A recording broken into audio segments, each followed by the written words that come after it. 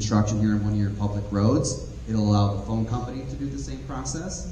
If a resident has a pothole in front of their house, or there's a crack on the sidewalk that my kid always falls over on his bike, I can easily go on that portal, submit that work order, assign it to one of your public works teams, they go out, fix it, and it also notifies that resident every step along the way, when it was received, when we're working on it.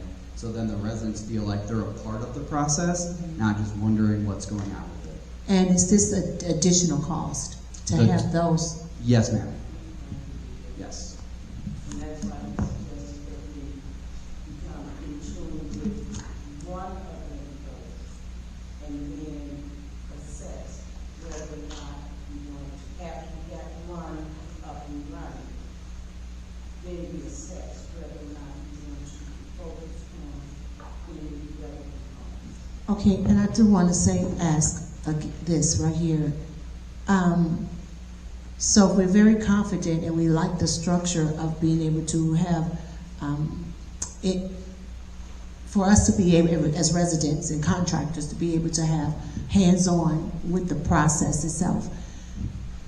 If that's going to work well for us, how, and we like that, because I think we need that too for businesses, because we've had a very difficult time getting businesses into our village and maintaining consistency.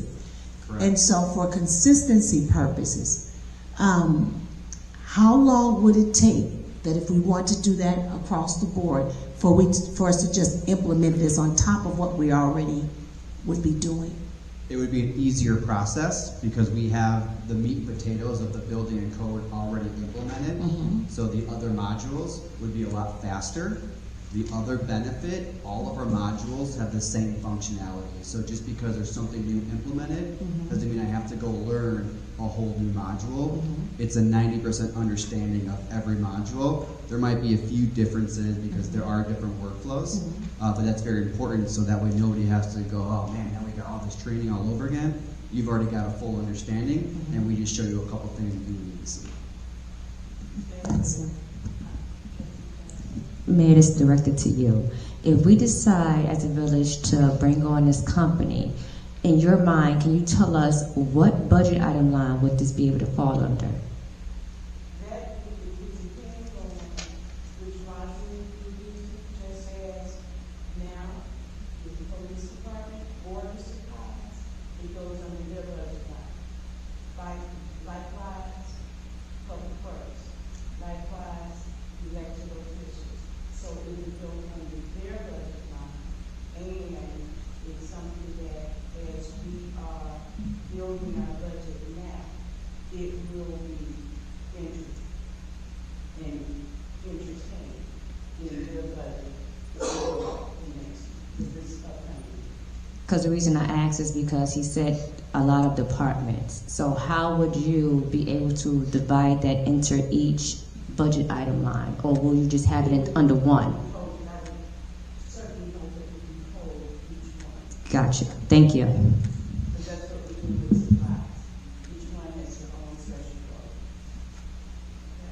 We could even break those out for you if you want a building to pay for these two, set that in the building. If you wanted the public works to pay for it, so we could separate things out for you to make it even easier to budget for each line item. Anything else? Thank you so much. Well, thank you all for having me. Thank you very much. In terms of size, you all talked about setting two different price points. Out of $2,000, I heard $8,500 and $2,000. So is this monthly or yearly and annually? It's an annual subscription.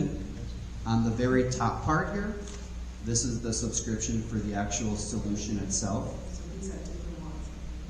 And then, For each individual department. correct. If we're looking at this building, then that would be the first year $5,000. Each one has its own, has its own. That would be for the second year. Then as we said, when we come down here, we look at what the description is and what the total first year is. And that's how I asked what the the first year.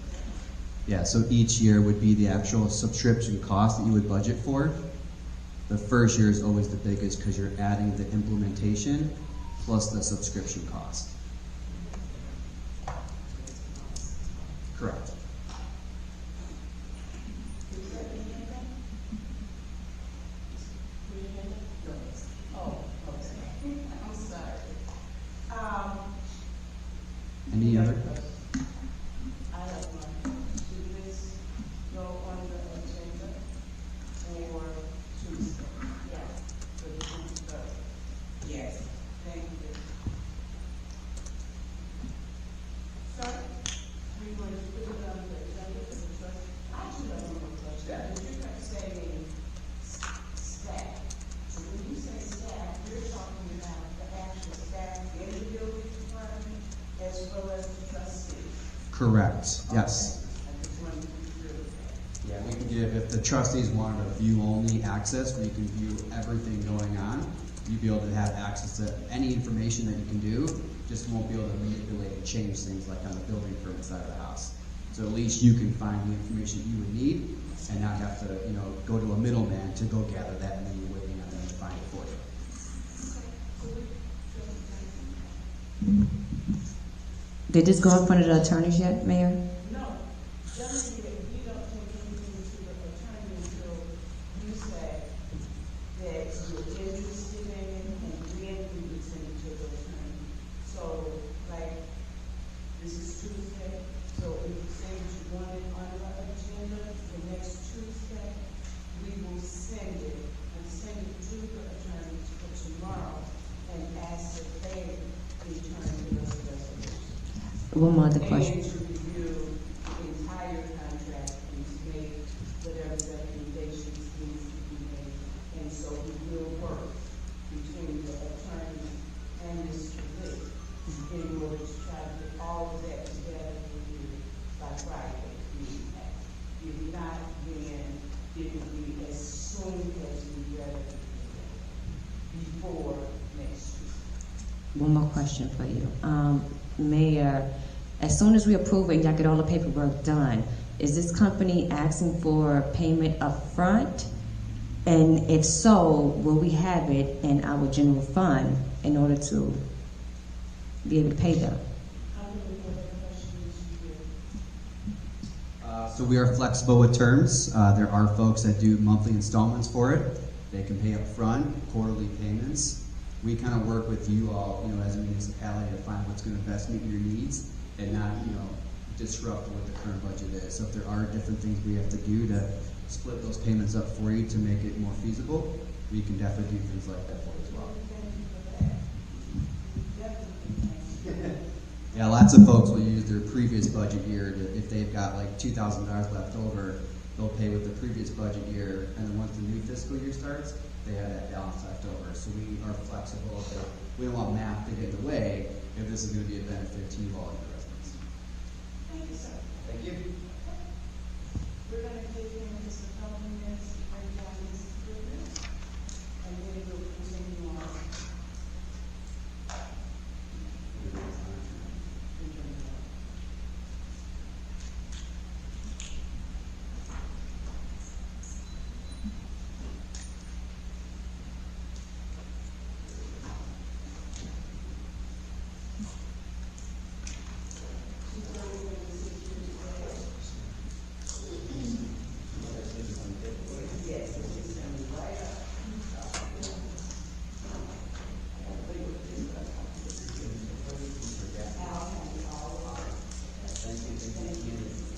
Thank you all. Have a great night. Thank you. Thank you. Okay. Chief Damm wants to review for us a resolution authorizing the acceptance of the grant from the Illinois Office of the State right money for the small claims. Remember, the design agenda, we discussed it last week, and then you guys agreed for it to move forward. So that's when we sent it to the attorneys to get the resolution, and that resolution came in just in time. So that's not, that resolution is in your packet, because you got that on the docket. Chief Damm, turn it over to you. Thank you, Madam Mayor. Good evening, Mayor, Clerk, Board of Trustees, public. The Village Fire Department has been awarded a $26,000 grant for small tools and equipment, specifically battery-powered extrication equipment, similar to the equipment that we received from Firehouse Subs. The grant does not require matching fund. However, we have to comply with the conditions of the grant, which specify what type of equipment we can purchase. We requested specific type of extrication equipment, and they came back with a cutter, spreader, and ram, which is ideal for cutting apart cars when people are trapped in automobile accidents. This will allow us to have extrication equipment on 2 pieces of apparatus. This way here, our squad pumpers back in the station, we're out on a call with the engine. We still have extrication equipment on the front line pumper. We're able to respond accordingly and effect a rescue for a resident if they're trapped in a vehicle. The resolution, if you allow us to go forward, will be on next Tuesday night's board packet for approval, and then we can continue going forward with getting this equipment for the purchase and then reimbursement through the state. I like the fact that we do not have to come up front with anything. Yeah, it is nice, isn't it? That is very. Any other questions? The resolution was requested at last week's meeting, and so we see that. Are there any questions on the resolution that the attorney?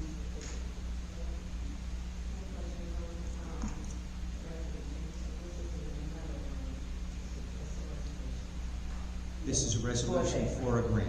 That we talked about last.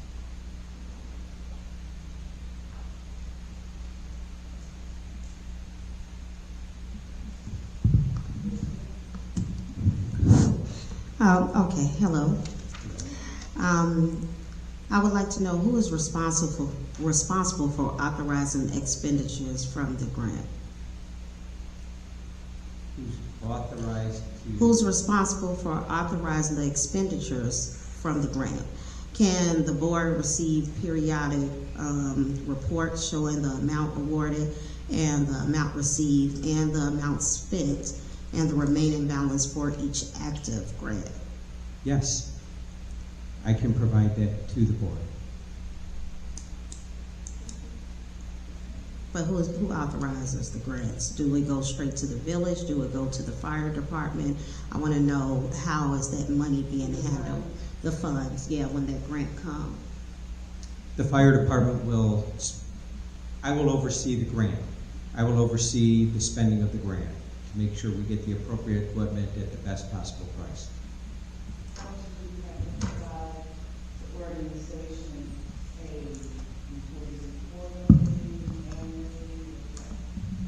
With this grant, I'll have to provide a report as soon as we make the purchase and complete the purchase, and then we'll close out the grant with the state. So it'll be a one-time reporting to the state after the fact. It is easy. Yes, thank you. Does all of the funds have to be used? And if not, is there a carryover? Or do you have to submit the funds back? No, all the funds do not have to be used. No, we would not be able to keep any additional funds. So if It would be returned to the state fire marshal. Okay, thank you.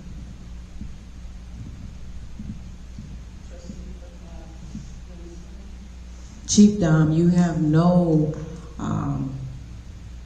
expectations of sending any money back, am I correct?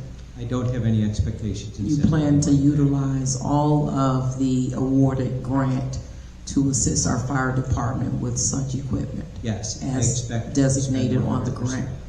Okay, Yes, thank ma'am. you. And I would think that if they do that amount of money for the equipment, that you said we could get a true of that.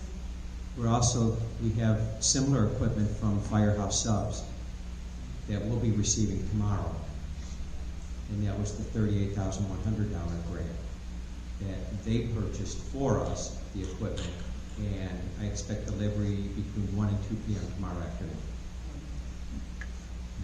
Anything else? May I put this resolution on the agenda? Yes. Madam Mayor, if I may, tomorrow we're expecting inclement weather, especially in the afternoon and evening. Possibility of tornadoes again, similar to last Thursday. In addition, they're calling for at least 1.5 inches of rain, so please be vigilant. If you're told to seek shelter, please seek shelter and use a lot of caution. Thank you. Okay, we're moving on to the FOIA. First thing she's going to talk about is codification of our ordinances. We don't have very many, but this proposal came to us, I think in 2024, and it was not disapproved, it just was not approved. I'm certain some of you remember that. So, first we want to go through that, and rather than me to announce each one of them, from there we go with considerations of the deputy clerk, as well as recodification. Yes. Thank you. You have two supplement proposals in front of you. The one that was in your packet is black and white.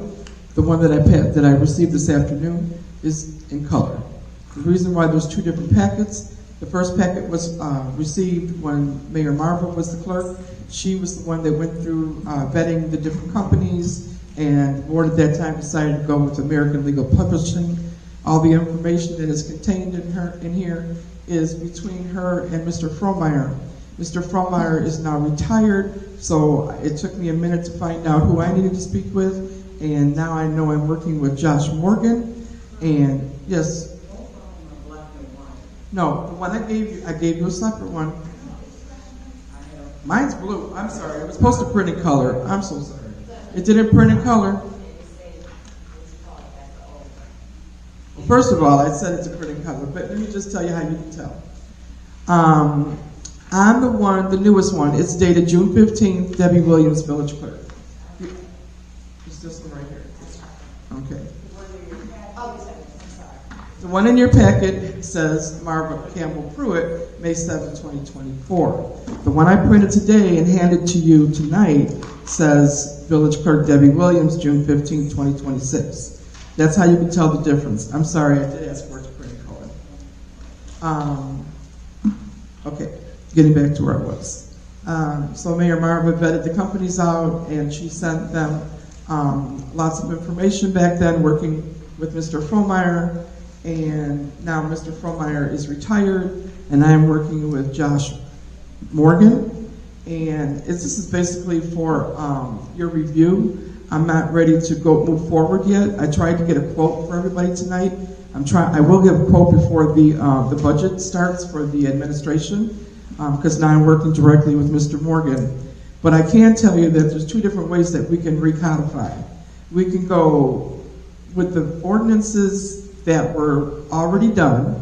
What it's called is a supplement. You go from the last ordinance to the current ordinance, and you only work with those pages.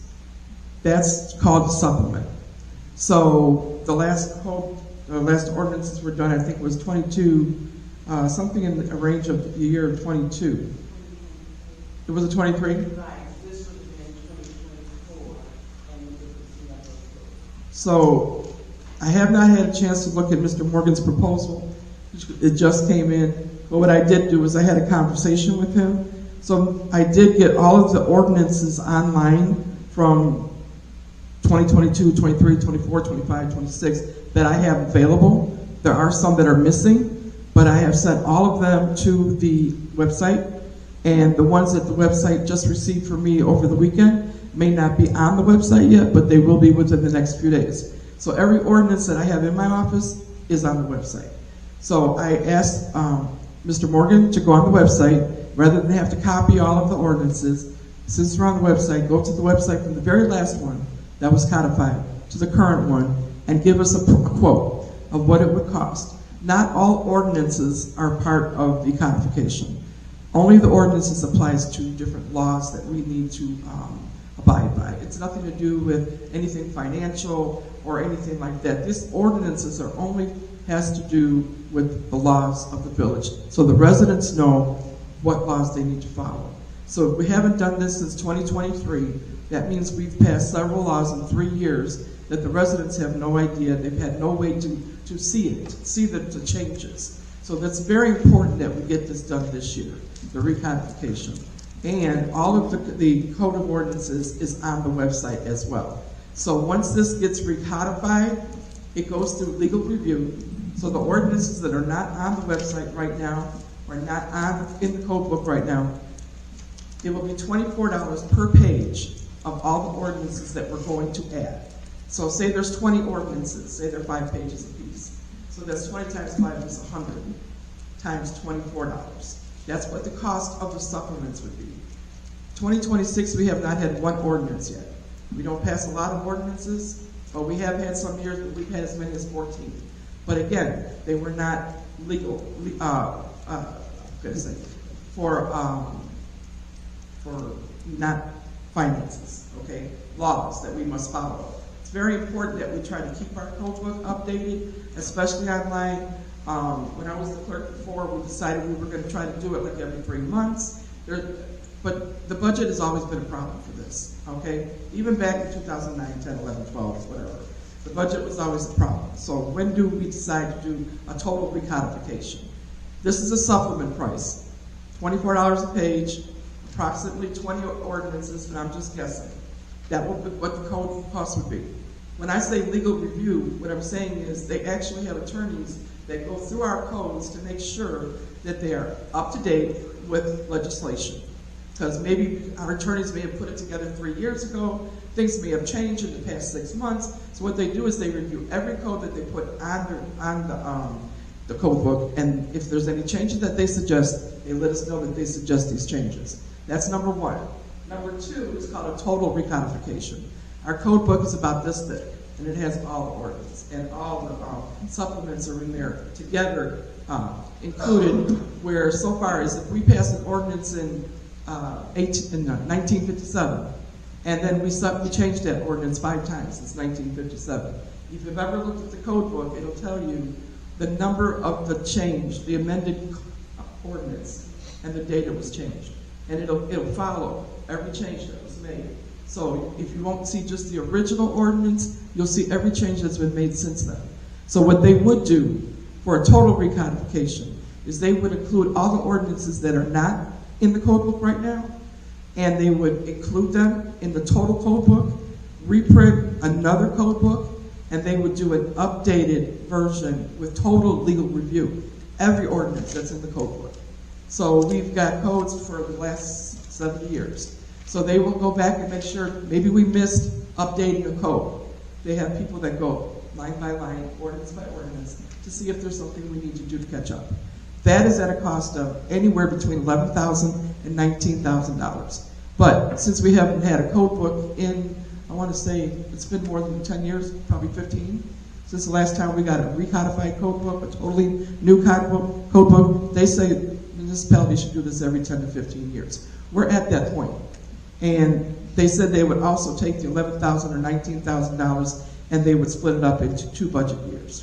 So since the budget is coming up, I will have better figures for you at the next committee meeting. This is just for your edification, so you can look it over. If you have any questions between now and the next committee meeting, you can either call me or bring your questions to the committee meeting. This is an old proposal. It really doesn't really mean anything right now. This is the newer proposal, but there's going to be another one that's actually going to have full cost the next time we get together. I'll be working with them on the current code book. My only thing is I'd like to know, would you be interested in just supplements at this time, or would you be interested in a totally new code book? Every trustee and the code department and the police department and the fire department and probably every department head, we could print off copies of the code book. If we have them print off copies of the code book, it's very, very expensive. Last time we did a recodification, I did all the copies in-house, okay, and I made code books for everybody that needed them. So my only question is, I'm looking for direction. Do we want to supplement at $24 a page, or do we want a total recodification, having all of our ordinances screened to make sure that we're up to code, and getting a brand new code book? And mind you, that also goes online, the totally recodified code book will replace the one that's on the website now. Yes. I would say do it from scratch, because I have a copy of the ordinance book, and I did read it, and half of my ordinances I noticed was not in that book. And the clerk did make the copy for me. So how will we be able to find those copies of those ordinances that are missing? As far as missing ordinances, I don't have an answer to that question. I took the time to go through all the paperwork to make sure that I have every ordinance that I have in my office, in my own files. I even pulled ordinances from my own file and got them to the website in time for this, because it's very important. I understand what you're saying, but the code book I gave you was prior to me becoming clerk, so I have no idea. I can't answer where those missing ordinances are, because I gave that to you at the beginning when you first came on. I copied the code book for you. And then, remember that the clerk also said every ordinance is not going in the code book. Only those- Yeah, but the ordinance that I was looking for, they are supposed to be in the ordinance book. Like the ordinance about our village administrator is supposed to be in there. It's not in there. We haven't done one since, we haven't done a supplement since 2023. So if that ordinance was created between 2023 and now, you'll be seeing that in the supplement. Yeah, it should have been a new one in there for 2023. Yes, Right, because we so what I'm voted. saying is that particular one that you're referring to, we have not codified since 2023. And I believe the mayor said we used ordinances from 2022, maybe some from 2023, but it's the codification company's responsibility to go back from where they ended and start where they can. But it's online, but it's not in the book. When you say it's online, is it on our personal website? Yes, it's on our village website, Is it but on it's our not. website listed under ordinances? Yes. That's because I add the ordinances as they come through.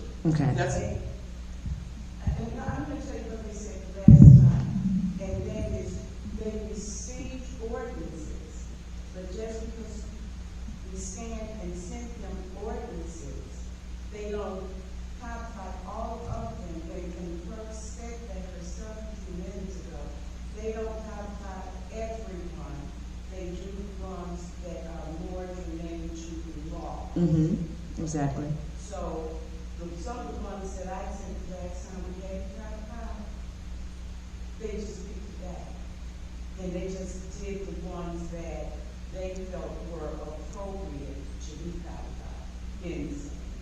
Okay. So can you find out, clerk, if we decide to get this done, how soon will they be able to get us a new ordinance book? If For that's the codification. direction that the board wants to go into, the next time we meet, I should have a quote for an entirely new code book, which would include how long it would take to get it done. And then in-house, I will make the copies for everybody, if that's the direction that you choose to go. But again, let me reiterate what I was trying to say. The ordinances that you see online is because I put them there. The minutes, the agenda, all those, I personally put those on there. That's why I can give them the direction. Rather than make copies and send it to the codification house, I gave them the direction. Go online, every ordinance that I have, the ability to give you is online. Okay, and I sent them about 6 more recent ones. So then, but the ones online that you saw for the village manager, the village administrator, is because it's not codified yet. But it will be in the codification. So again, supplement or full code book, and in 2 weeks you will have the quote. Then I would like to add also, if you can remember, because the clerk is right, we've done very few ordinances over the last, I would say, 2 or 3 years. And in a lot of instances, the last few ordinances that were presented, we presented them, the trustees presented them, then the mayor,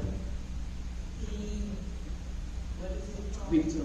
He vetoed, and then the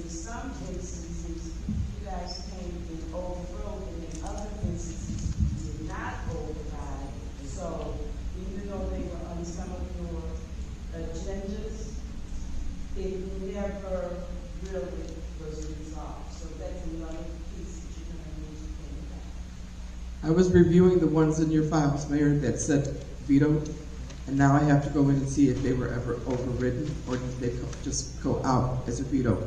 So that will also be done in the next 2 weeks once you tell me how we're going to proceed. And the other thing, mentioning that also, is that there was something you said, Mayor, that made me think about what I wanted to say to you about that. So the vetoes and the overrides are important because that did happen.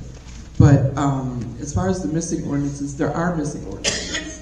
I don't know where they are, but we'll just have to look for them another way. But most importantly, what I need to know today, I want you to look through this so you know what needs to be done, how thorough it's going to be. I think especially with giving new department heads, new board, I think the best way for my personally would be to do a total recodification. Okay, so. Can we get prices for both? Yeah. No, absolutely. He already gave me a price for the supplement. It's $24 a page. So yes, he'll go through and say, out of all the ordinances that you submitted, I see 10 at $24 a page. It's going to cost X. And then he gave me a range of between $11,000 and $19,000. I don't think he can give me an exact quote of how much it would be to go through 70 years worth of ordinances, do a legal review, and recodify. But he did give me a range that he is pretty certain it would be within there, and that we could make it within 2 budgeted payments. So I can't get you an exact price for a total recodification other than what he told me. Otherwise, they'd be doing the work at the same time. They'd be reviewing all the ordinances for the past 70 years. Thank you.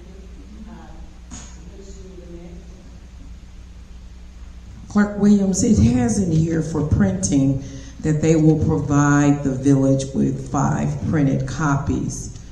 But on the previous page, for digital and online, it states that it would provide us with flash drive, downloadable, or PDF, and no additional charge. So I know one of the things we always talk about, we need to move away from all of the paper and the printing because that's cost related, that we utilize stuff that's free. Right, absolutely. They do provide 5, and those usually go to the main department heads. It goes to the police department, the fire department, the village administrator, the mayor, and the clerk.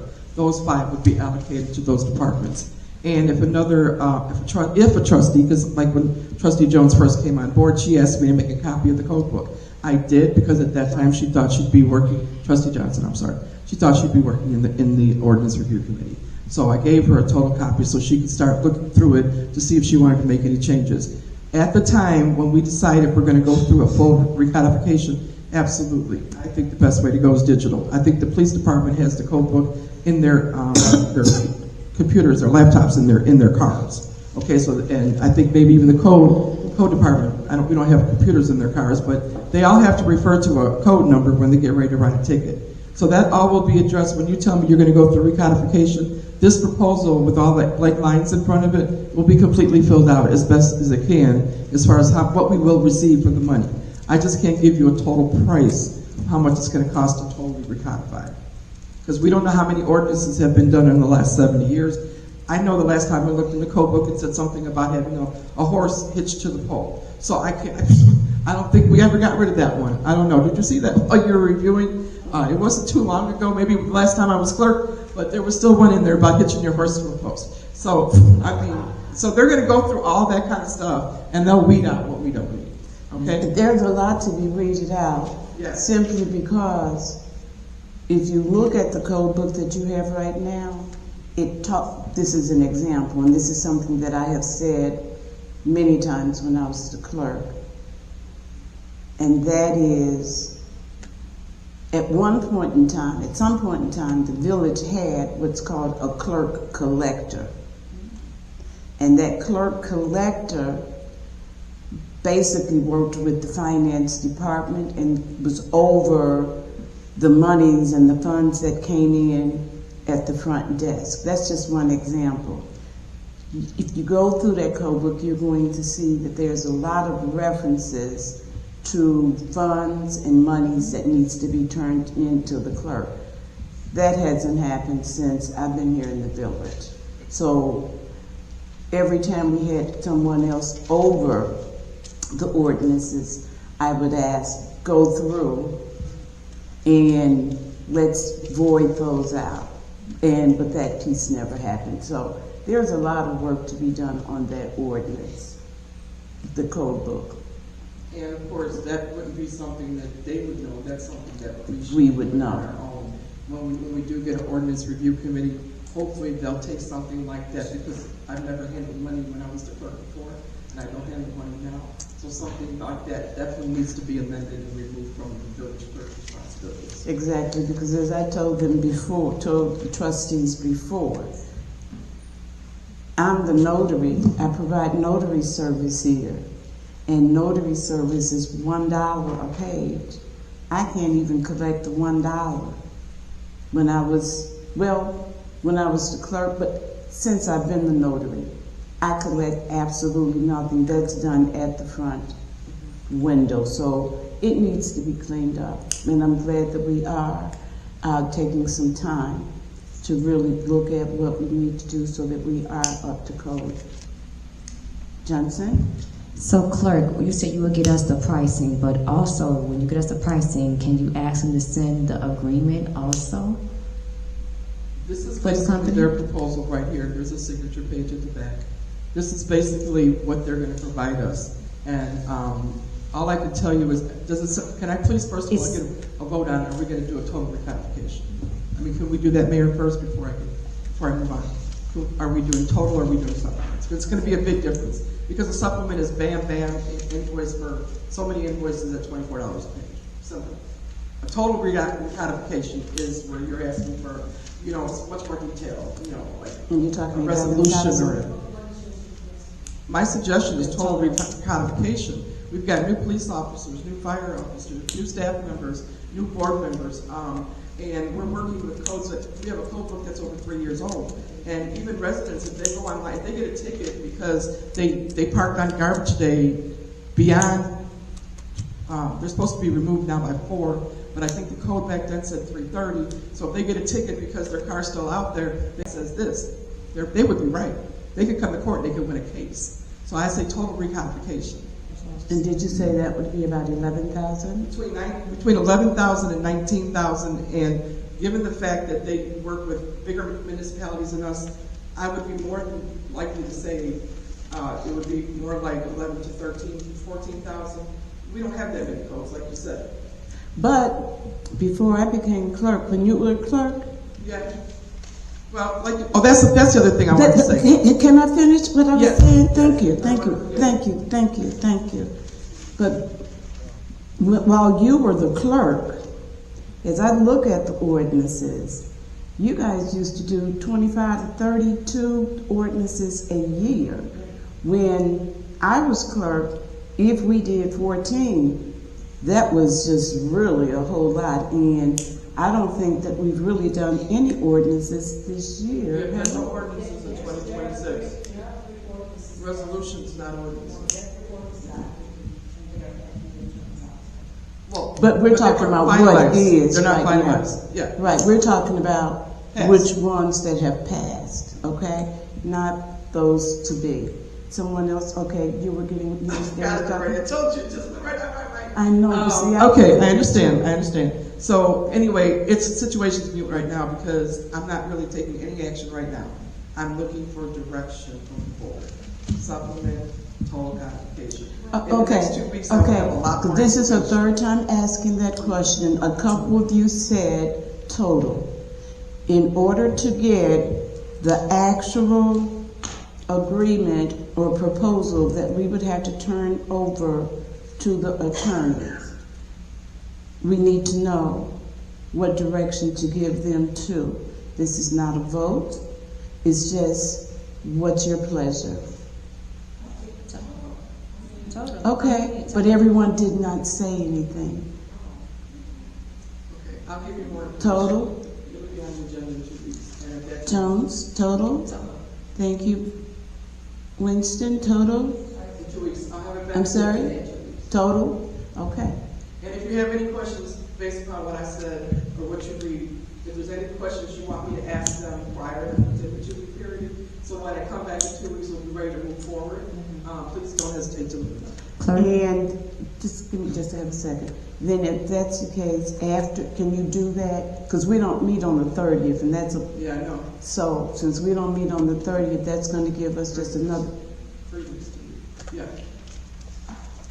So therefore, if you can work with the company and get the proposal for total recodification out the way, then we can send it to the attorneys for them to review it, and we can vote on it all at the same time. I would love for that to happen. If they have 3 weeks to go through 7 years worth of ordinances with their professionals, I may have a full quote for recodification. Well, it would be the numbers. I think we're going with numbers more so than the timeline. But What you I'm know, saying you is talk to my them. goal is in 3 weeks, now that we're saying we're going with recodification, I want to get a total dollar amount. We're working with budget right now. This is a good time for me to be able to come back and say, they said it's going to cost X amount of dollars.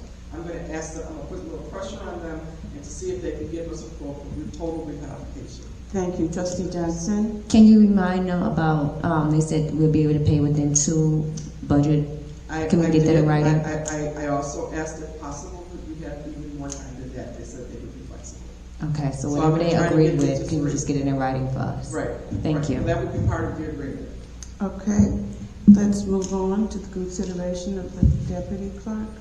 Okay, to consideration of the deputy clerk. When I was a deputy, I was a clerk before, I had a deputy. I had a deputy that was a volunteer deputy.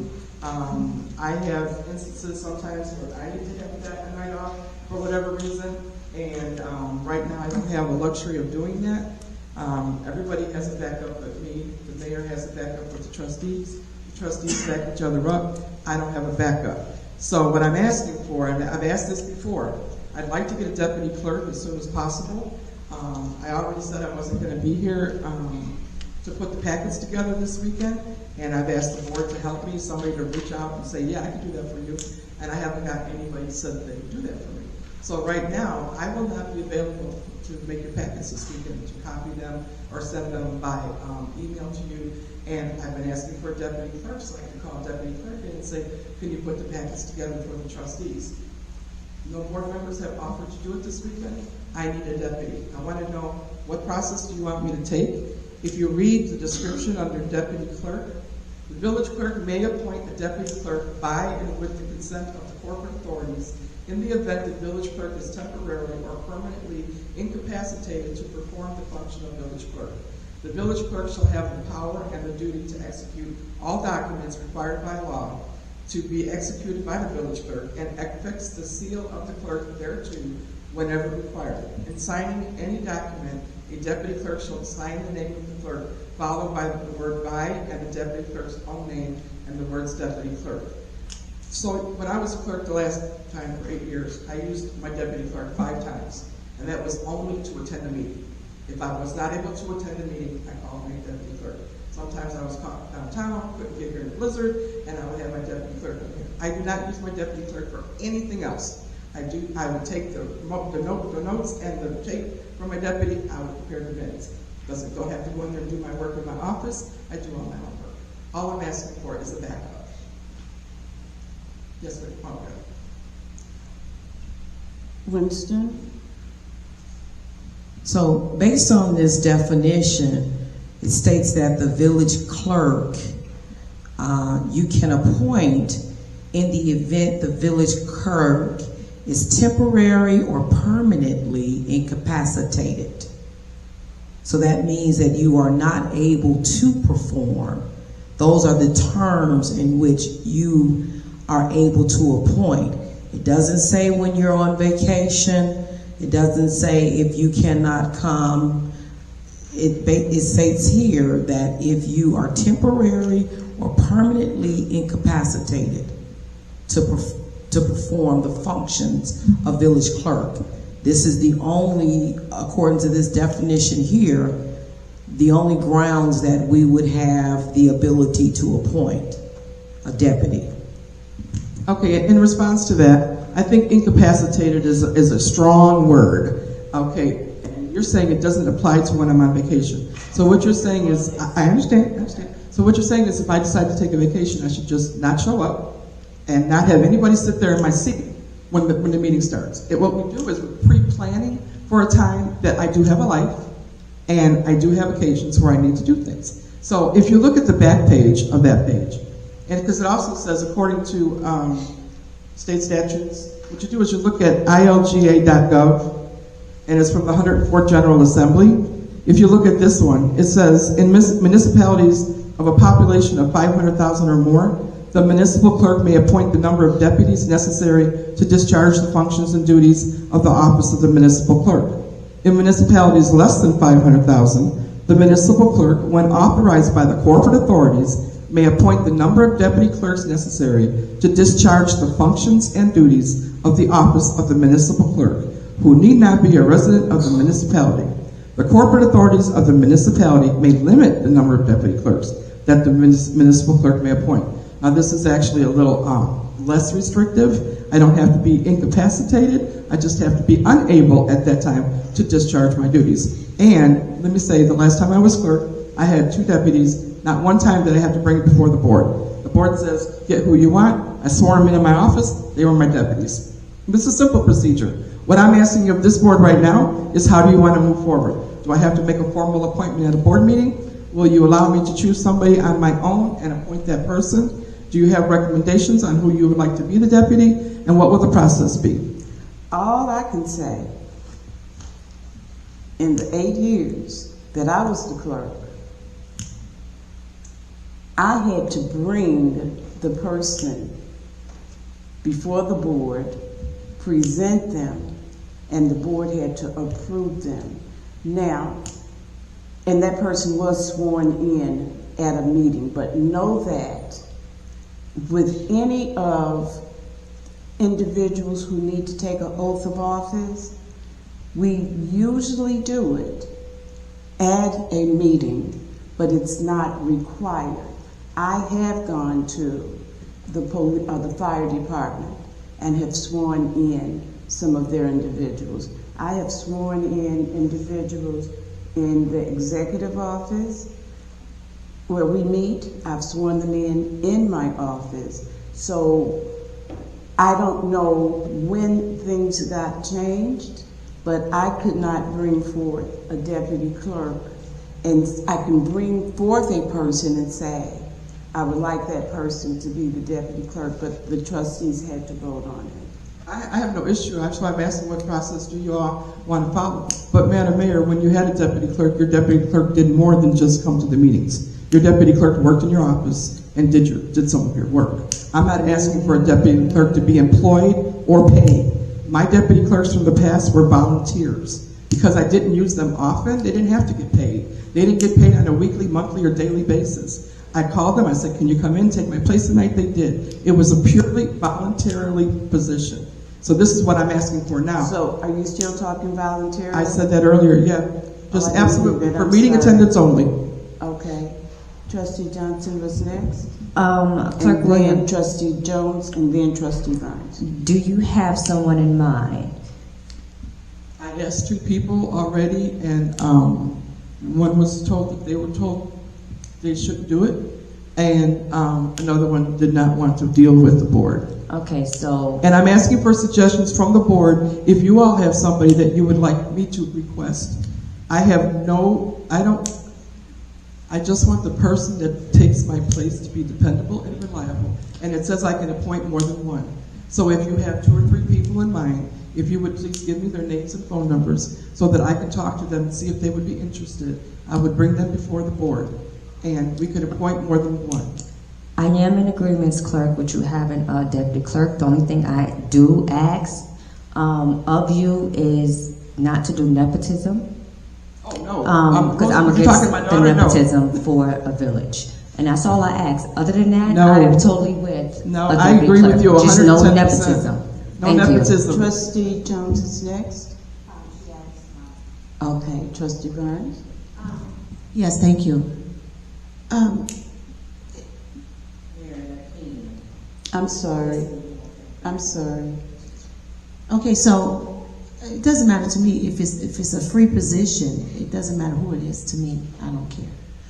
My question is, the manner in which, again, consistency, the manner in which we are voting people in. So I've heard several different ways that we do this.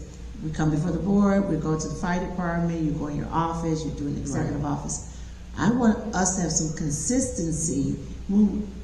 Matter of fact, I think that anyone who needs to be sworn in should be sworn in at a meeting.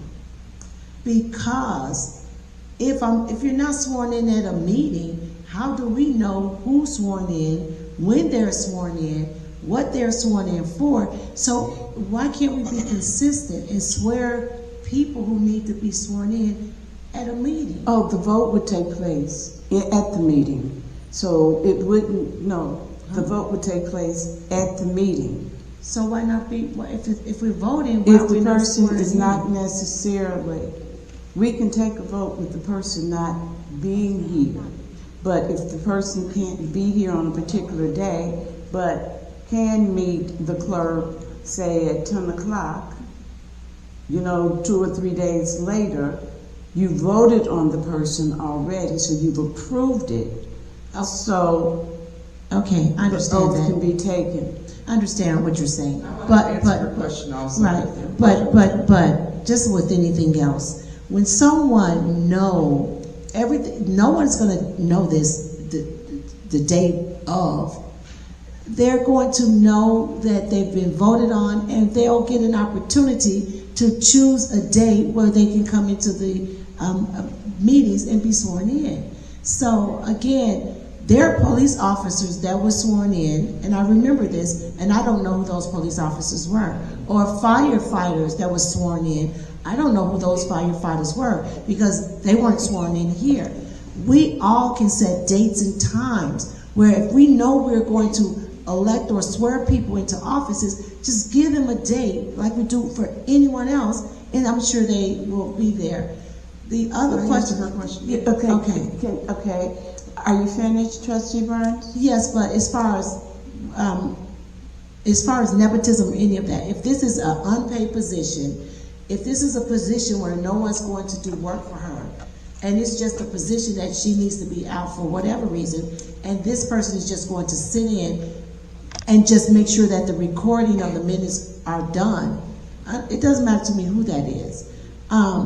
But the bottom line is, if you have a deputy clerk, just give us.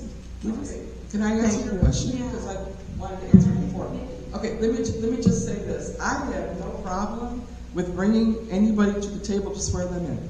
Okay, I'm not saying that I don't want to bring anybody to, I'm asking you, what process do you want me to follow? If I find a deputy clerk tomorrow, can I put her on the agenda next Tuesday, or him, to come here to be sworn in? That's all I'm asking. And as far as as far as what the mayor was saying, the reason why oftentimes people get sworn in their office or in our offices, if we hire a new police officer today and he wants to get started today and the next board meeting is 2 meetings away, then we swear them in our office. Because they have to be sworn in before they can go to the academy. So there's, different variables that go into play. And not only that, to be honest with you, a lot of people don't want to come to a board meeting and stand in front of a room full of people and get sworn in. I've heard it time and time again. I've asked them when I was the clerk, are you sure you don't want to come? You recognize at the meeting, bring your family? No, I just want to start and do my job. You're talking zoning people, everybody. It's a real situation. They come in my office, they get sworn in, and they go. And I agree with you, though. I don't know half the police department right now because they don't come to us. But I'm saying it's not the clerk's decision. We can't demand that things get done at a board meeting. We can ask, we can give them the opportunity. But it also can be done anywhere. I can swear somebody in another city. I need a fireman right now, and you've been appointed, and okay, I'm going to swear you in. Whatever the case might be, it's not the clerk's decision. Okay. Only for mine. You sent an email the other day, though, if I'm not mistaken. And did you ask if you could swear someone in this coming Wednesday to accommodate when you're going to be gone this weekend? No, I did not. I asked my board members to please take my position, take my duties for the weekend. I didn't want everybody in the world to know I wasn't going to be here. But now that it's out, I was just asking my board members to copy the packets and send it to me by email so I could forward it to the trustees like I normally do on Friday evening. I won't be here to post the agenda on Sunday night. I was asking my board members, since I don't have a deputy, to take on my duties for the weekend. When I get a deputy, I won't have to do that. I'll call my deputy. And also keep in mind, the last time that she was not here, and no one agreed to be the clerk pro temp, so I ended up having to take those minutes. And if you notice, they've not come before you yet, and that was May 5th. I just have not had time to do those minutes. So we need, and then plus it's very difficult for me to facilitate a meeting and record notes and everything. And something needs to be done. We need to figure out something for this weekend. That she's going to be away. She's going to be away this weekend. So that's going to be my personal appeal to you, that someone step up to the plate, because we don't have the luxury of another meeting before she goes out of town. Trustee Burns. Yes, now I need to know what the process is again, because at one point the clerk wasn't making packets, she wasn't posting. A portion of the agenda situation was the mayor's, a portion was the clerk's. It sounds like now the clerk is doing the full duties again? No. No. Okay, so What the clerk is doing is the mayor is preparing the agenda and making a packet for the clerk to copy for the board. I have gone back to making copies for my board. The department heads have said they don't want printed copies. It's a lot of paper. It's a lot of paper they don't need on their desk. I've asked each department head, do you want a paper packet or is my email packet enough? From the very beginning when I became clerk on Friday afternoon, I emailed the packets out so you all have them immediately to review. And then I would come in on Sunday after church and I would make copies and put them in your box. I have gone back to that because I feel that when I heard a lot of you didn't have laptops and you had no way of accessing your board packet that I emailed on Friday, then it's my responsibility to make sure you have a packet to review by Tuesday. So we're back to Friday night, you get an email. Sunday afternoon, you get a hard copy. I have resumed that. I don't have anything to do with putting the packet together, the agenda together, but I will be responsible for making sure you get a full packet and to make sure that the agenda is posted on the door. But when I'm not here, like this weekend, those are the things that will be lacking with my absence. okay, so if the mayor is involved in the process, then can't her staff make copies? I don't have staff. Sure you do. You have employees, but you have an administrator. You have staff. I'm just saying, if it's a two-part situation where the mayor What's happening? I don't know. If it's a two-part situation where the mayor is doing one portion of the agenda and the clerk does the other, then if the mayor is doing one portion, if the clerk is not here, then why can't that administration do the other portion, since they're already involved in a portion of the agenda process? And after I get a deputy clerk, that will not have to be a problem, but for right now, for this weekend, I'm asking the board for direction. I'm telling you, I will not be here. However you all want to direct your staff. If I'm done, we can. No, as soon as I'm done. No, as soon. No, she's speaking according to what I'm saying. So I'm not done yet.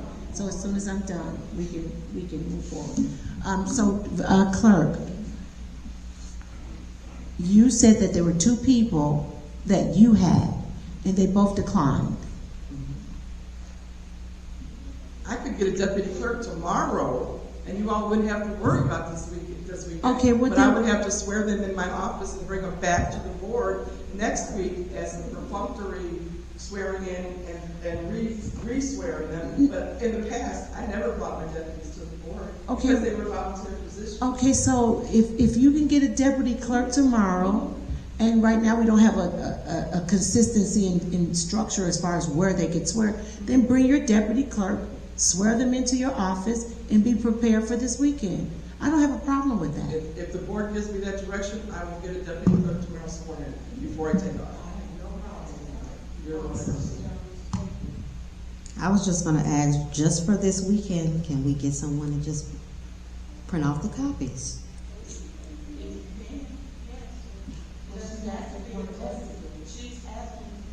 I'm asking you, because you're printing it off already. What's, I printed off the entire packet. I shared that with you in a board meeting Yes. 2 or 3 weeks ago.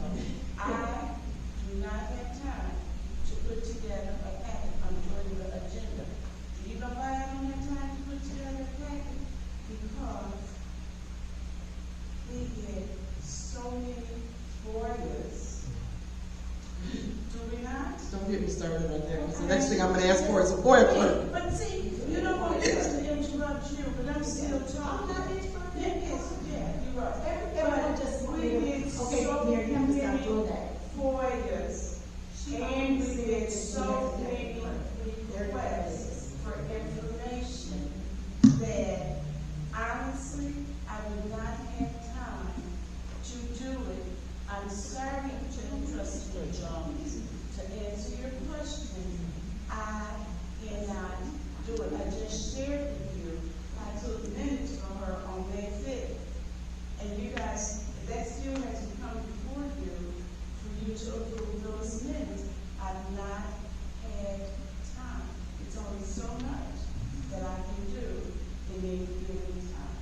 So, let's go right back to, does anyone else want to assist the clerk? Okay. No, she's telling us she has someone she can swear in. She's telling us that. That means you cannot do it step by step the way I would want to do it. Does it have to be your way? I want to start by confirming. You let me finish. I want to confirm.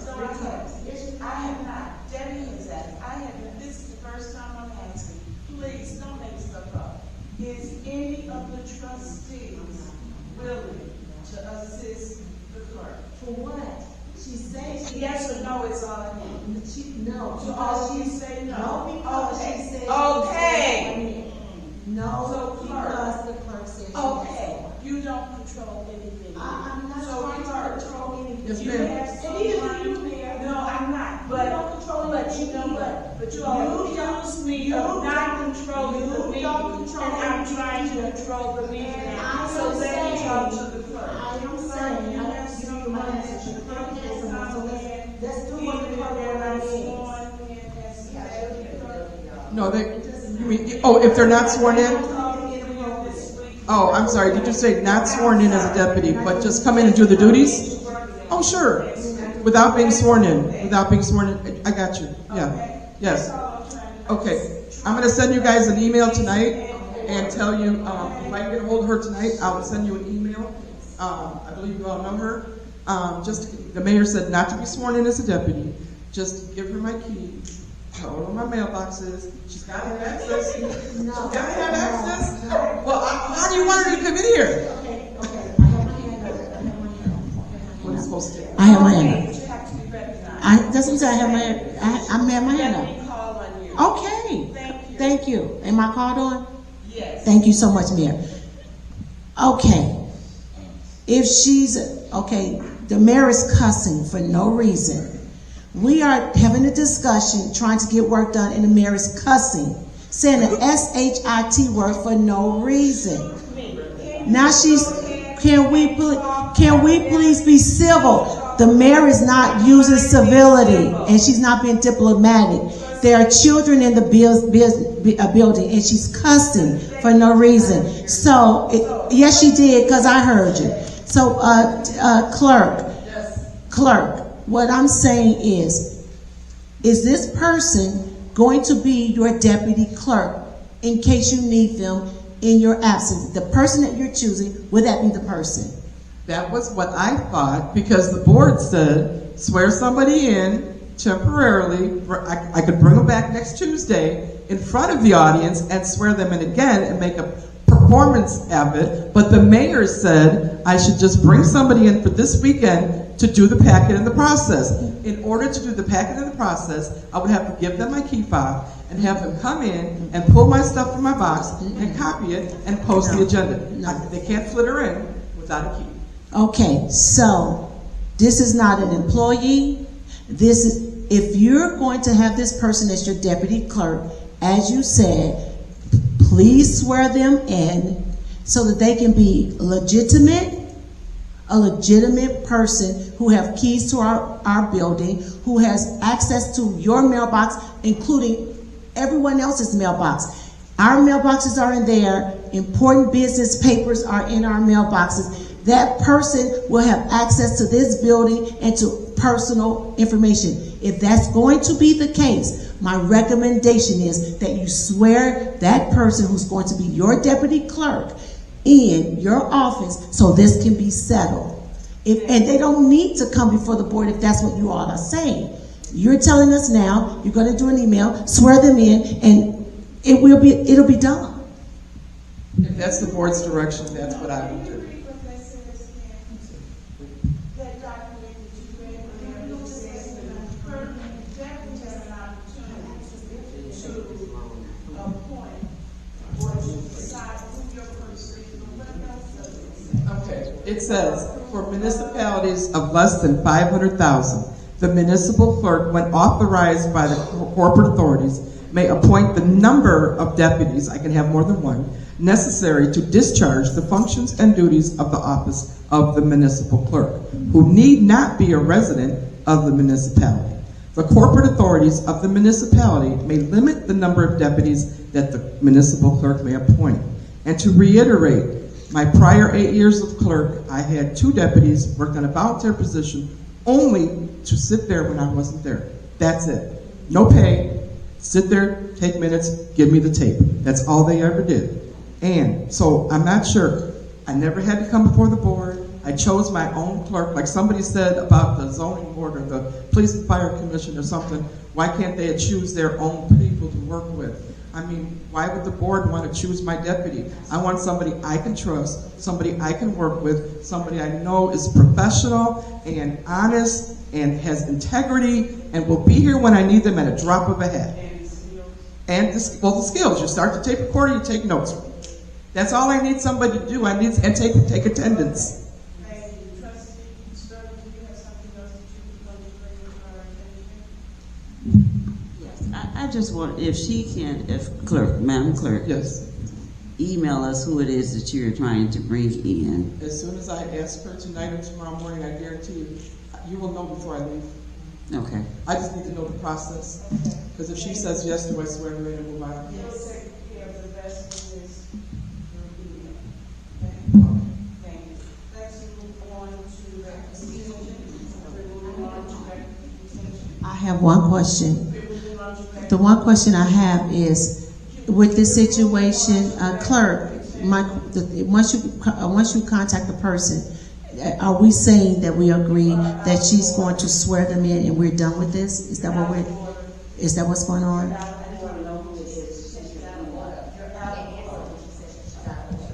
If I can make one more statement, any deputy that I choose, if you, for some reason, you don't want me to use that deputy, you just tell me, clerk, if I have a majority of the board that says I do not approve of that choice, they don't have to be the deputy any longer. It says I can choose more than one deputy. So if I bring 3 people to the board and 3 people are sworn in, and one of them somebody has an issue with, then I just won't ask that person when I need a deputy. I very seldom need a deputy. I just... Okay, record retention. Record retention is another thing that we've been needing to do for more years than I can remember, and it has become an even more serious situation, considering we have several records that have been destroyed for one reason or another, through floods, through various places of not knowing where to file something, through people that leave their office and take their files with them for whatever reason. This is a major, major undertaking. The first time I was clerk, I asked the front office if they've ever done a record retention. They didn't know what I was talking about. That concerned me. I asked them, and I tried to explain the process of the record retention. They said, that's not what we do, this is what we do, and it was contrary to what record retention is all about. So this is going to involve every single department in the village. Let's get everybody, every office has records. Every office record has to be maintained for a certain amount of time. I was here in 2009 through 2017. I guarantee you that did not happen. I guarantee you it wasn't done prior to 2009. When I mentioned the words record retention, I was told we didn't have the money at the time to go through the process. There will be a cost. There will be a huge process. And there's actually an auditor that comes in and makes sure that you have the records you're supposed to have and that you haven't gotten rid of records that you should have. I guarantee you this is an epic fail for Sauk Village, but putting it out any longer is not going to help us. We've got to get started somewhere. So I would like to, with the board's direction, I've been trying to find out exactly there's tons of information. If you put out local record retention, you get books and Facebook pages and all kinds of stuff to look at. I want a hands-on, get a some of that, but I'm able to do that. So again, within the next 2 weeks, I'm hoping to reach someone that can give you some information. I would like to know, A, if the village ever had a record retention. I'm going to go with probably not. So we might be starting from this beginning. We have a file room full of files back there. We have a police department that has files in the basement that have been destroyed through rain, mold, and whatever. A lot of it got thrown out because it wasn't usable. So I'm going to tell you, I don't even know what the condition of the fire department records are. Okay, and we know the finance department records they went out for. So it's going to be a difficult process, but every department head is going to have to work with me. Okay, and this is something that we can't put off any longer. So I'd like the board's direction to move forward. And then if and when I find out the cost of what needs to be done, if there is a cost, then I will bring that to the board. I don't think that'll be done before budget. This is a process that's going to take months, if not a year. Okay, but like I said, I gave you just a little bit of information. If you have any questions, reach out to me or do your own research and call me if you have a question. I just want the board's direction should we move forward. I would say most definitely move forward. When you consider that we have attention credit position, with local work in the state, I'm not certain because they money is a lot. I really don't think so. The auditors, they have auditors. It's a matter of getting them to set up an appointed time before time, and then bring people in to look at it. If they are, in my understanding, hired by the state. So it's at no cost to us, but they have to come in and say, approve which records we get rid of. For the other firm. But, I mean, people, we have to be rid of some of these records. This, all of our files, this is back in 1957. In 1957, we still had so many records. I mean, if you can remember, a couple of years ago, I asked if we looked at what type of options we had. We don't do record retention. We talked about going outside, and sending them all to a company that holds the records. It's critical. We have no room, we have no place for records.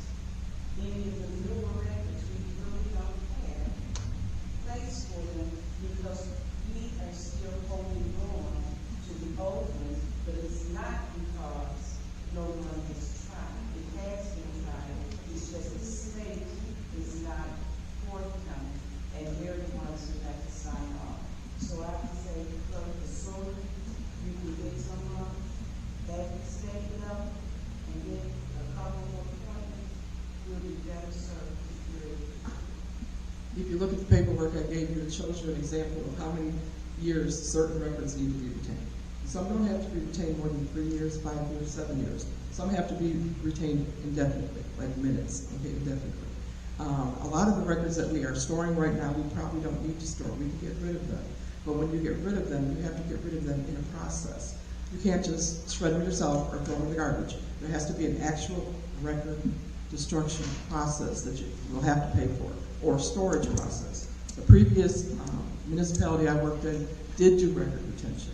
I've been through the process where I had to eliminate records legitimately and send them to a cold storage. So I know the process. But what I'm saying is a lot of the records that we should have, we don't have, and are probably the best thing that we can do. Okay? But I do want to point out one point in that, what I gave you. They said if any records should be on premises and are not, it's a class 4 felony if they're not here. Somebody has to be responsible, should be responsible, could be responsible. But unfortunately, a lot of the people that may have been responsible are not here. So I just want the department heads to know, and everybody to know, records are important. You might not think you need them anymore, but it's a class 4 felony to destroy a municipal document. That's all I have. Thank you. Press will be public comments. All questions and comments will be directed to the mayor. Please speak is about 1 hour to speak. You may not engage in debate, counter replies, or rebuttals. I will respond to each question or comment immediately after each presented, if I'm able to. I'm going to ask anyone that has the intention to give public comment to come to the mic now. If you're interested in giving public comment, come to the mic now. Right now, we have 3 individuals in line.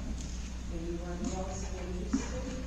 You are to be in line now, not after public comment starts. I am going to say this, and I'm going to say this to the first person that's in line. I read something years ago on the meetings page, and it has been reflected. I did not see that one little title that you questioned, but it has been corrected and it's posted. I just want you to know that before we get started. Just, President started. I'm Francine Anderson, and thank you, Mayor, for that correction. But I still want to kind of mention it only because I want the task to find out if someone ever gives citizens that kind of power or authority to speak for the mayor and the trustees, because that flyer was very clear that this particular event was being sponsored by Gas and Wash, but Gas and Wash had to have anyone else or vendors to contact this particular citizen. And that particular citizen is a commission on the zoning board. And I don't see how a person on a commission could be speaking for you all as a whole. I think that was a misleader. And so hopefully, and I thank you for mentioning that correction. My other questions go directly to today's agenda. I missed some of the first presenters, and I did not get his total. Was it around $16,000? Was that a monthly or annual fee? I missed that part of his presentation about using using this code enforcement thing. And then the other part for me is questions to me. Is that going to change our code enforcement staffing? You know, are we going to have less people or more people? Is this going to make things more efficient? Or is it going to make it just, I don't know. It sounds like to me like we were going to lose a position. And if so, then I'm definitely not in agreement of that, because I think we need all the staff that we can have in the enforcement. And since we're talking about code enforcement, there is a car at 21742 Peterson that has been on the grass for 2 weeks. 21742 South Peterson that has been on the grass. It's a red truck. He's been there and been there for 2 weeks. He's probably a new person and just don't know. The other thing is to talk about the retrenching quickly. When Linda Ross was the chairperson of the Police and Fire Commission, she did contact the retention board and after consistent communications for 3 years, we still didn't get an appointment. So it is difficult, and I just wanted the board to know that. And I think that's the end of my questions for today. Thanks for the word. I'm going to answer a couple of your questions for you, I'm sorry. Ms. Anderson? I think that the agenda item that you did not have been here for was looking at the local governmental building and code proposal. That was for $8,000 annually for the very first year. And the reason we're going in that direction is to make us more accountable, more efficient, and more transparent. It does not mean that we will lose any staff. We are not projecting any diminishment of staff people. And the information that you gave me about the truck on the west, I will refer that to that department tomorrow. Thank you. Okay. David Fields. Madam Mayor, a few weeks ago, a question was proposed in here pertaining to the CD. And the question was, did you sign for that CD to be moved? And you said no. And the clerk said no. I want to know, why did you lie to us, Madam Mayor, about that? You said right there, you said no. And knowing that that CD was moved on the 1st of May, and it didn't have to be moved, it wasn't necessary for it to be moved, because after 10 days it would have renewed itself automatically. But you said that you were advised to move it. We're trying to figure out, why did you lie to us about that CD? And then, this came out, I think, accidentally, about that water fund. Money in the water fund. $170-some thousand was taken out of the water fund that nobody knew about except for you, Madam Mayor, and the interim administrator. It did not go through the board. It did not go through the channels that it was supposed to went through. So, when it was stated that $80,000 would be put back into the water fund, I said, well, wait a minute. If you took out $170-some thousand, why wouldn't $170-some thousand be going back into it? So, I would like to know, where is that money and what happened to it? What was it used for? Because as it stands, even right now today, there has been nothing to reconcile that recklessness that took place. One thing I've come to realize, Madam Mayor, during your term, lying is becoming the second language in this fraternity. 1 minute. It's becoming the second language. And you, Madam Mayor, was elected to serve the people here in this village, not to sit up here and lie to us when we ask you about something. Now, I know people with their best thinking is in jail right now. Nobody? It was their best thinking. And that best thinking is what's going on in here now. With this money. Somewhere down the line, somebody got to answer for this money. Somebody got to answer for it. And Madam Mayor, that's between you and your interim administrator. Because I know as a fact, there's questions been asked and documentation been asked for, and they've yet to be received. Yep. So, I don't know what's going on. Madam Mayor, I ain't going to say you no thief. No, I'm not going to say you're stealing. But your hand is in the cookie jar.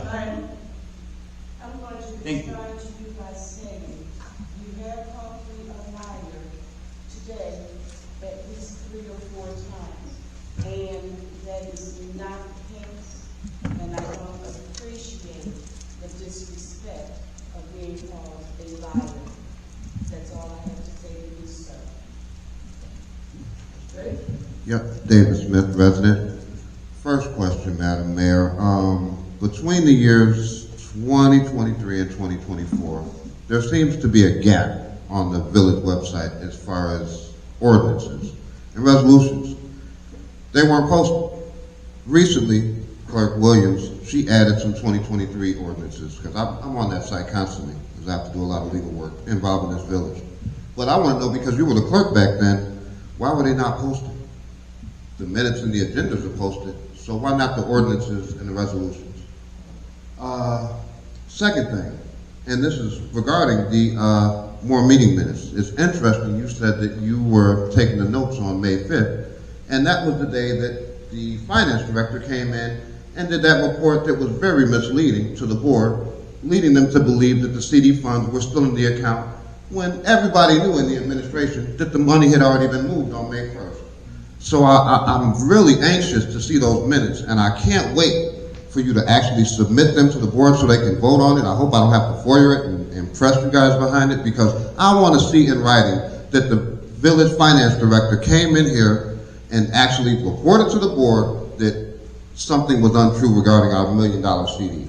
From the amount to his lack of a maturity date to his no knowledge on the interest rate, just everything. That was the worst seven-figure presentation I've ever seen in my life.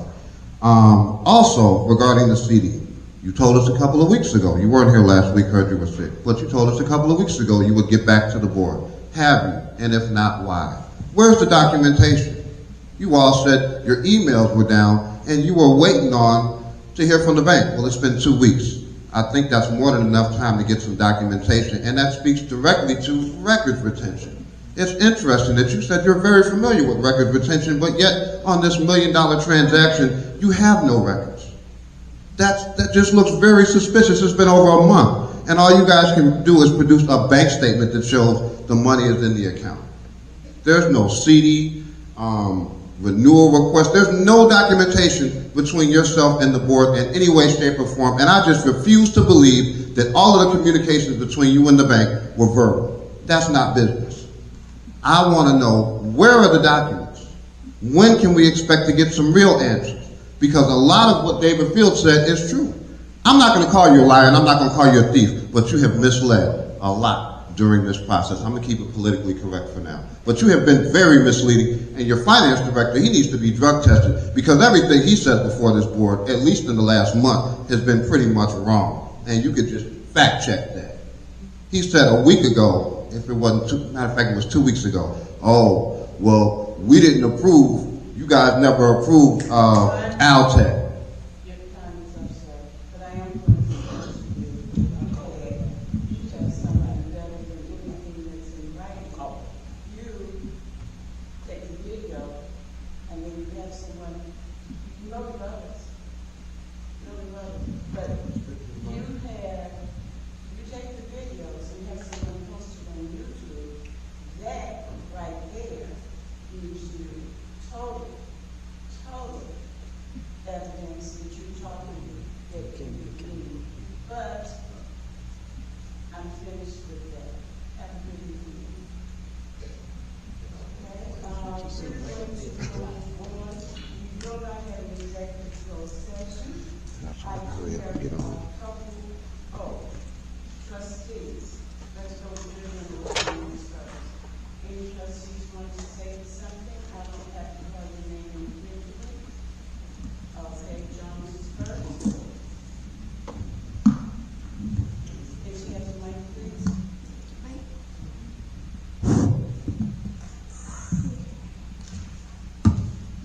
So, hello everyone. Okay, so before we have spent time discussing new proposals and potential expenditures on tonight's agenda, I have an overarching governance question. As trustees, we have a fiduciary responsibility to make informed decisions. There have been ongoing questions regarding the village's general deposit, and I have requested supporting financial documentation that has not yet been provided. How can this committee properly evaluate new expenditures or contracts when we have not received current verified financial reports showing our availability, cash balances, restricted funds, outstanding obligations, and unrestricted funds available for spending?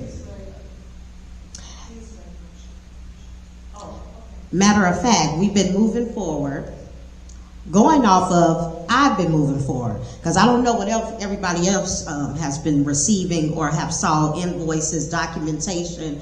Have you seen any? Because I haven't gotten anything. I've been going off of word of mouth as far as trusting, having trust within our mayor and administrator with giving us the proper numbers, but no documentation has been presented whether we're able to see any type of transfers, invoices, personally. I am also not questioning the need to satisfy our legal obligations, but my concern is that trustees should be receiving regular financial reports throughout the year so that we are not learning critical financial information only when a major payment is due. Routine financial reporting supports transparency, oversight, and informed decision-making. Going forward, I would like the board to discuss establishing a regular financial reporting schedule so trustees receive updated account balances, fund reports, and supporting financial information monthly rather than when urgent decisions arise.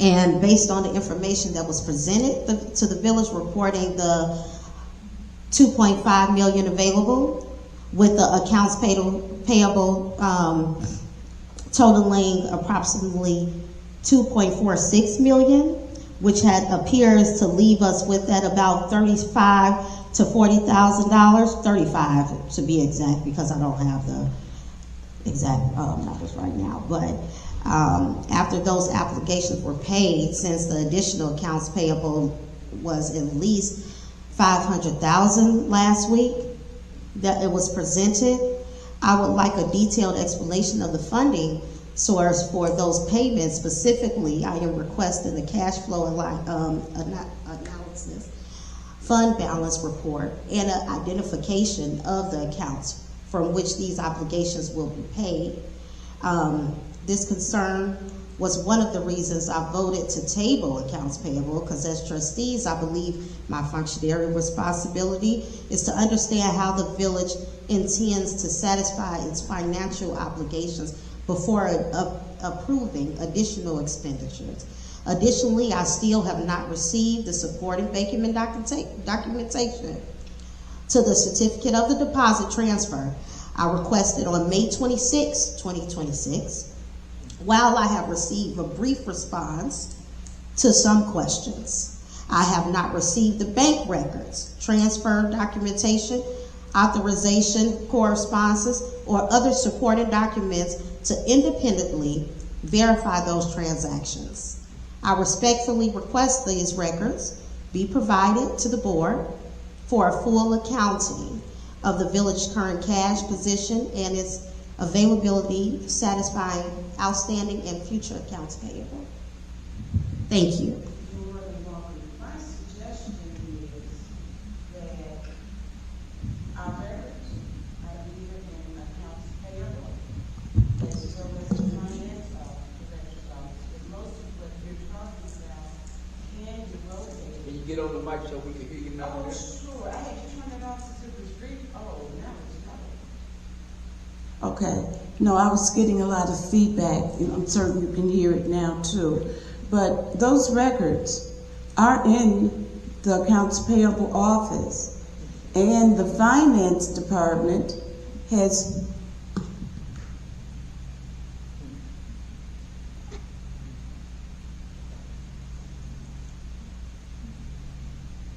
always invited you to their office to look at. You can make copies of any document that you want. The finance department, the accounts payable person, the interim director, we do not, and this is what I was saying a little earlier, we don't have actually the time to make all of these copies that you're asking for and then to scan them, and then to send them to you. You have always been told that you're welcome. Unlike times past, and some of the trustees who were here before know that you guys couldn't get access to any of the records, even when you asked for them. Now all you have to do, and you don't even have to make an appointment now. You can just come. I'm sorry? We work. It's not like the old board where having the board wasn't working. We work. But, okay, but please, now you're being out of order, okay? But we don't have that type of time to make all of those copies for you. What you're talking about is dealing with $1 million. Excuse me, I'm still talking. Is dealing with $1 million. Don't ask me listen. to answer. Don't ask me a question and then don't give me. But you're not giving me an answer. I'm giving You're telling me you something an that I answer. already know. Now, for one thing, I know that I can come up there. I can ask them for it, but they haven't given me anything. Okay. They haven't given me anything. Okay. They have gave me short answers. I don't, what's yes or no? Give me full details. Respect me. I am a trustee. And for me to be able to oversight anything, I need to be able to look at that documentation. So that you can understand the and you think that I don't know, but guess what I do? Talk so you're loud? telling me to go in. Why or are you're you trying to talk over me? Because I need you to hear me. But I was I trying need to you to answer hear your question and you You're wouldn't telling hear me something that Okay, go I'm in there, finished ask talking them. with you. What am I finished. asking them? The same I'm things finished. that I even sent in emails, and yes, you're right. Those FOIAs need to be answered because you're not the only one that can sit there and reach out to the news and all of that stuff. I can't even, that email is that trail of no documentation coming back to me. Next, who else would like to speak?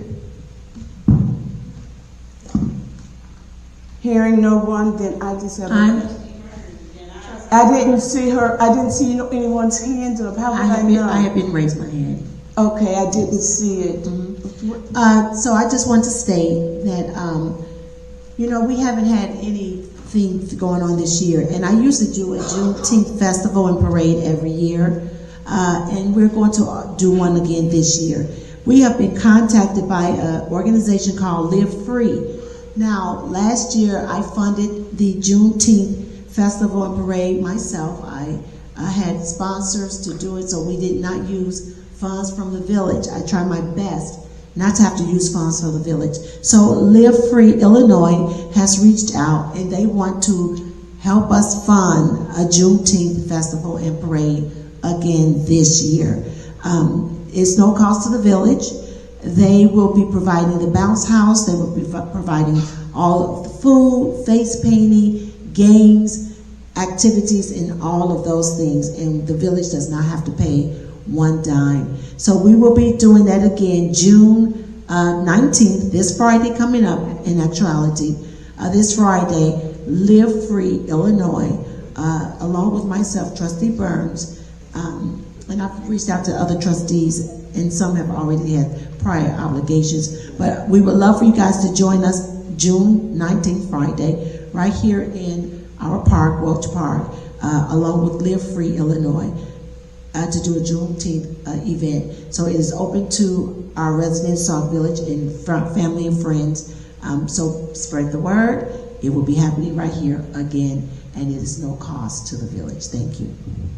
Trustee, I asked you for a flyer so that it can be posted and it can go out. Can I? It's email works so much better. Thank you, but you must have done that since I've been here? Oh, okay, so yeah, I haven't had an opportunity to look at it. But if you can email it, I would appreciate it. Trustee Sterling? Yes, thank you, Madam Mayor. I want to mention that I sent an email through the clerk, and she disseminated to everybody about me wanting to get the check registry for the accounts payable that we approved on May the 26th. I did that email June 10th. I have not, as of today, received any information back.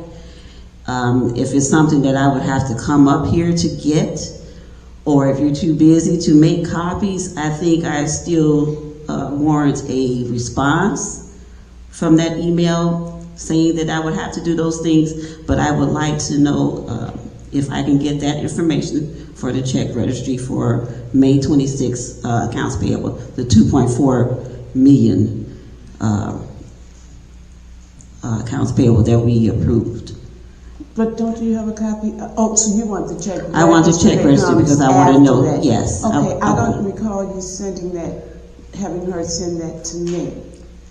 She said that I sent it to the clerk, and she said, and she disseminated it to everybody. I saw everybody's name on there when it went out. Right, but just because she did that doesn't mean Yes. that you would expect me to do it. I would think. I don't expect you to do it. I just have you on there because you need to be included in that email. And but if you can remember also, I sent an email to all of the trustees, and I can't say when I did, but I did say that protocol is that you would communicate with me and then I would communicate with staff. And so I am going to ask that you communicate with me what your needs is, and you can copy the clerk on it.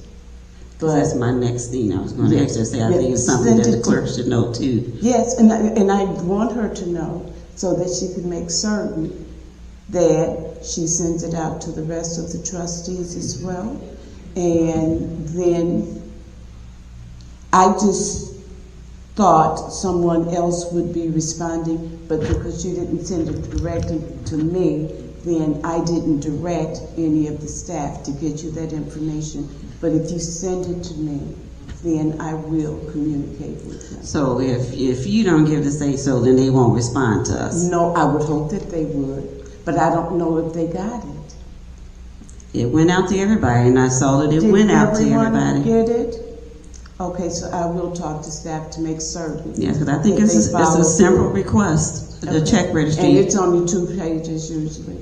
Yes. 2, 3 at the very most, because the print is so tiny. Yes. Thank you, Madam Mayor. Anyone else? Winston? Good evening, Mayor, Board of Trustees, Clerk, Mayor, Clerk, Board of Trustees, residents. Third Saturday, this Saturday, CSN, Community Support Network, hosting Men's Health and Wellness at the library, 10 a.m. to noon. Please come out, learn about men's health, men's wellness. We will have some male nurses, male social workers, also social worker from the VA to assist any veterans who may have questions about services. Thank you. Thank you. I sent an email out simply because Olson, Murphy, Frazier, and McGrath are having their annual barbecue, community gathering and everything. I didn't know if they sent it to trustees. Did they send it to you? Okay, because then when I asked Attorney McGrath, he didn't know and he was going to get back to me. And he never did get back to me. So I just wanted to remind you that they are having that. I don't know if everyone went last year, but those who went, we all had a wonderful time. Trustee Johnson? Yes, I have a question for you, Mayor. I need to know, what are we going to do about accounts payable? Are we going to double it for the board meeting, or what is our plan? Will we have enough money in our account to cover it? And this is why I got tabled, because the trustees, we don't know how much is in our general account to pay out.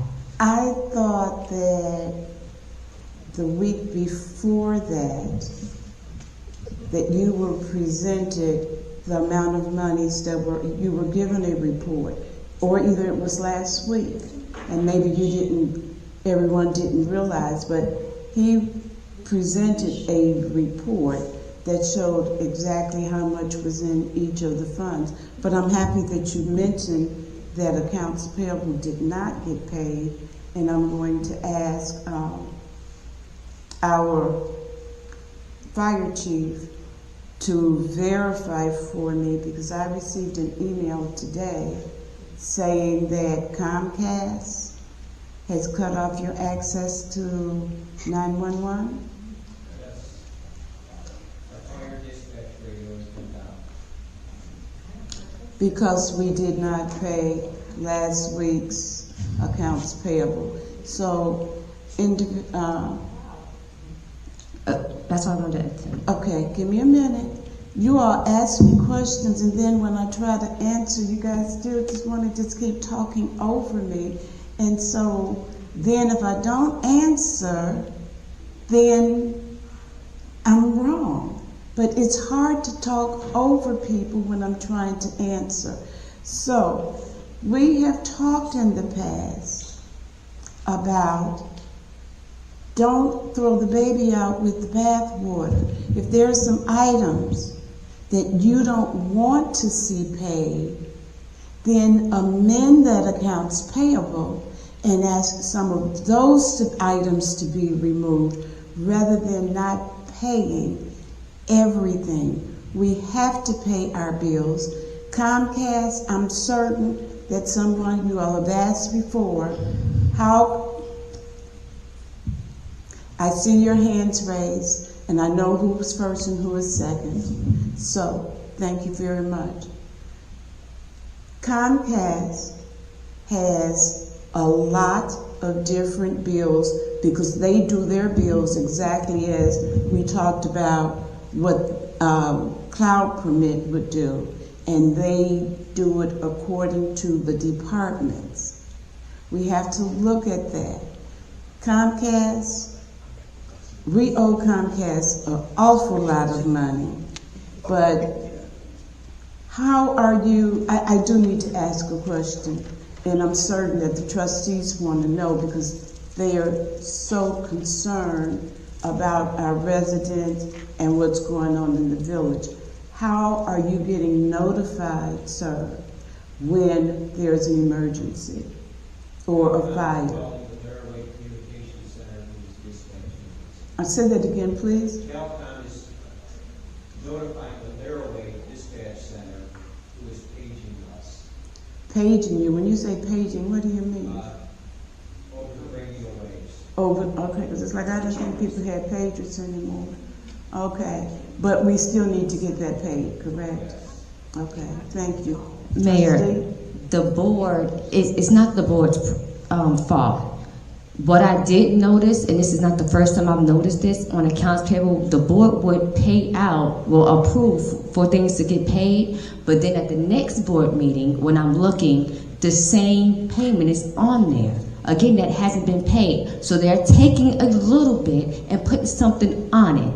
So it's not the board, because the board is paying out. Same payment. We approving everything to get paid, but we're noticing the same company names are popping up under the accounts payable. And that's not right.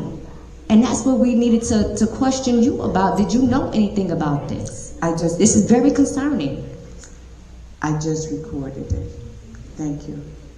It's more than one bill that's doing that. Even on the aging report, I'm noticing certain things are on there that shouldn't even be on there, that should have been paid out, and certain things that are on there that should have been paid out 2 years ago.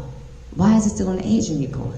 Because it wasn't getting paid. But when you first stepped into office, and I still have that email, when you asked for that 1.1 million, that was supposed to clear out that whole aging report. And let me share something with you. Even though we attempted to clear it all out last month, and I don't mean to put him on the spot, but what I'm doing at this point, and he can vouch for it, this week I got more invoices. I got some invoices from January of this year. I got some invoices from last year.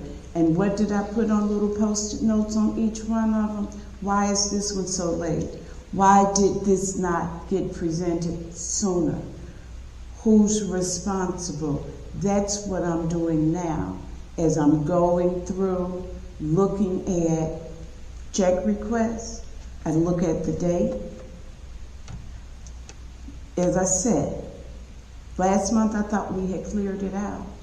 Now when you see the aging report next week or on Friday or whatever, you're going to see that there are some that is more than 60 days late, more than a year late.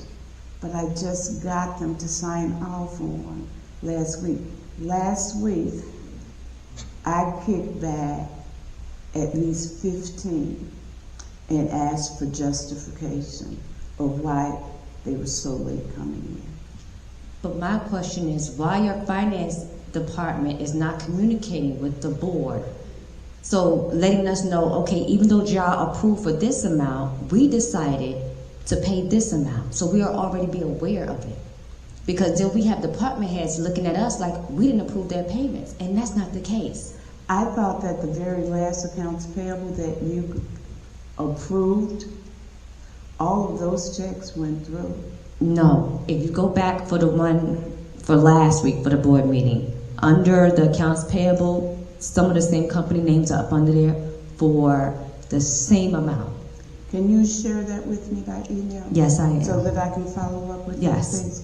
Thank you. I think I had someone else. Did you have anything else to say? Yes. Okay. Okay, so,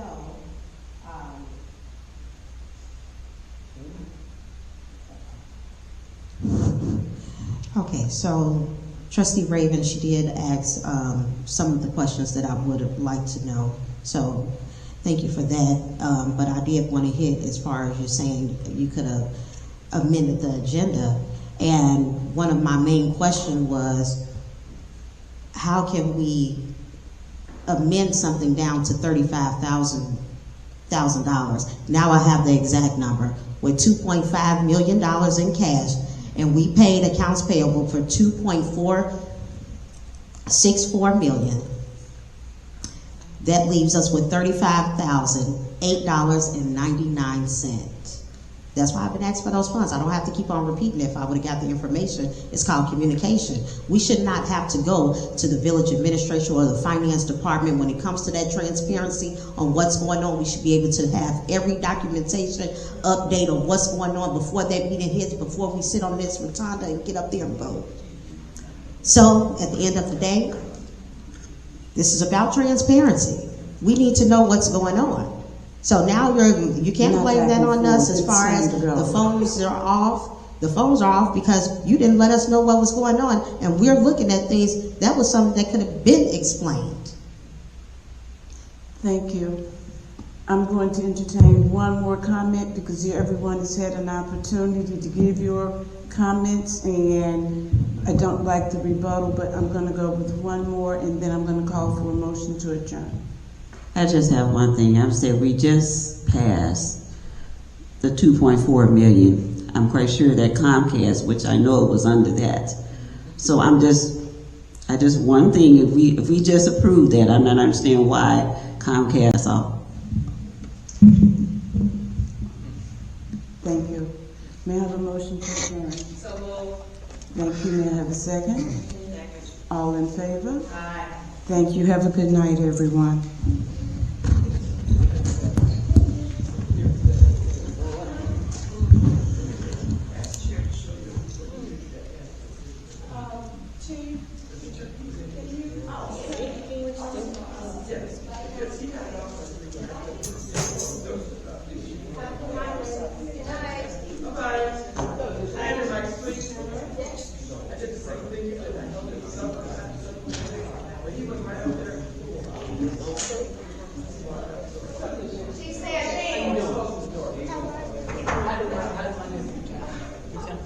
Was he okay? Having a great time. Oh, okay. Where did he go?